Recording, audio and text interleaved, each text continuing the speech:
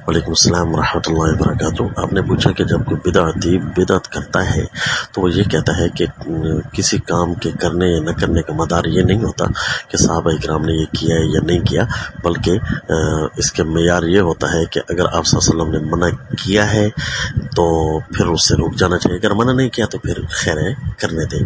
تو یہ بدعت کا ایک ناجائز سہارا ہوتا ہے ہمیشہ جب بھی کوئی بدعت کرتا ہے۔ دیکھیں، اگر یہی فارمولہ اپنائیں کہ منع تو نہیں کیا تو پھر نماز جنازہ کے رکوع میں منع نہیں کیا تو کیا خیال ہے رکوع بھی کریں، کیونکہ وہ بھی عبادت ہے۔ سجدہ کرنے سے منع تو نہیں کیا لہذا کریں، منع بھی تو نہیں کیا، بس یہی مدار ہے۔ یہ مدار کہاں سے ڈھونڈا؟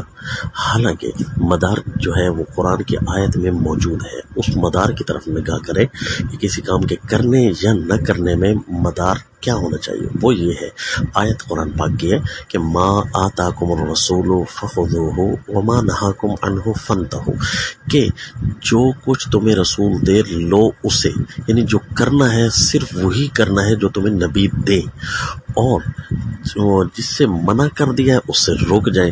اب ایک چیز ایسی ہے کہ منع تو نہیں کیا لیکن اب لے نہیں سکتے، کیونکہ فارمولے کا پہلا حصہ موجود ہے کہ لینا تو صرف وہی ہے جو تمہیں نبی دے۔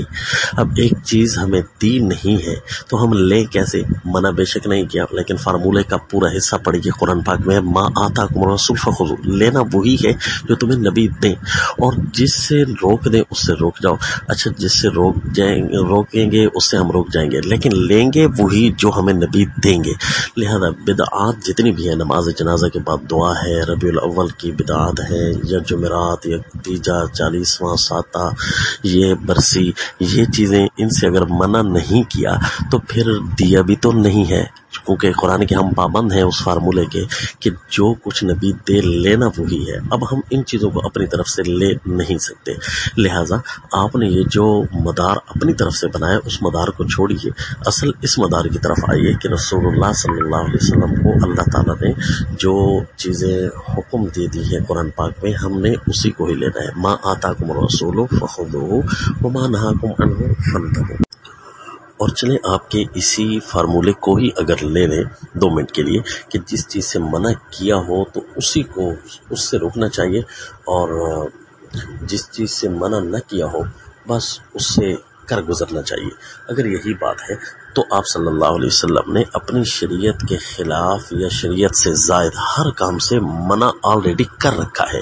وہ آپ صلی اللہ علیہ وسلم نے فرمایا کہ من احدث فی امرنا ھذا ما لیس منہ فہو رد، ہمارے دین میں کوئی بھی نیا طریقہ ایجاد کرتا ہے، من احدث فی امرنا ھذا، جو پہلے دین کا حصہ نہیں تھا، فہو رد، اور وہ رد ہے۔ اور دوسرا آپ نے بڑا غلط جملہ لکھا جب بولا کہ آپ صلی اللہ علیہ وسلم، یہ صحابہ اکرام نے ایک کام کیا ہے یا نہیں کیا، یہ مدار نہیں ہے، نعوذ باللہ۔ حالانکہ آپ صلی اللہ علیہ وسلم نے یہ بھی تیسرا فارمولہ بھی دے دیا، تو ایک قرآن کا فارمولہ آپ کو بتایا، ایک حدیث کا، اور تیسرا فارمولہ بھی دے دیجئے کہ دین صرف وہی ہے، ما انا علیہ و اصحابی، جس پر میں ہوں یا میرے صحابہ ہیں۔ تو یہ 3 فارمولے کیا آپ کو اچھے نہ لگے یا کسی بھی بدعتی کو اچھے نہیں لگیں گے، جبکہ وہ اپنا ایک فارمولہ بنا رہا ہے، جبکہ اس اپنے فارمولے کے اندر بھی وہ خود پورا نہیں آ رہا۔ والسلام۔